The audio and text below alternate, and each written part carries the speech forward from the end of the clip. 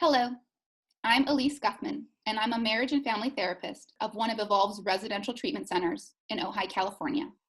So today I'm here to talk with you about what signs to look for in changes of behavior in your teenager to know if they need help. There's 5 main categories of behaviors to keep an eye on. The first is simple functioning, and we want to pay attention if your teenager's level of functioning is decreasing. The next area of behaviors to keep an eye on are the mental health behaviors or mood behaviors. Are they sad and crying more often? Is there angers and door slamming? These are just some examples of some of the mood differences that we might track over time. The third category is an increase in substance abuse behaviors. And number 4, how are they doing when it comes to simply following rules and respecting limits? Are they starting to sneak out or disobey household rules? The 5th category is really a combination of all the other 4.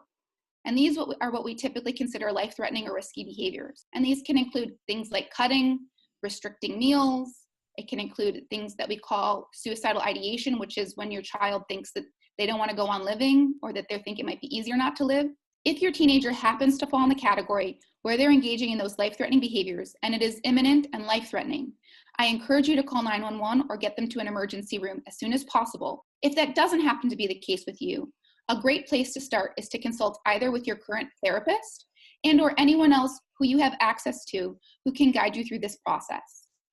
Once you have an idea after that consult about what level of care of treatment your child may need, it's a great opportunity to research what exists and what better options may be for your child. It's very important to do all 3 of these things: consulting with an expert, doing your own research, and involving your insurance company so that you are able to be as efficient as possible while you're trying to get the most effective treatment for your child in a way that you can actually access it.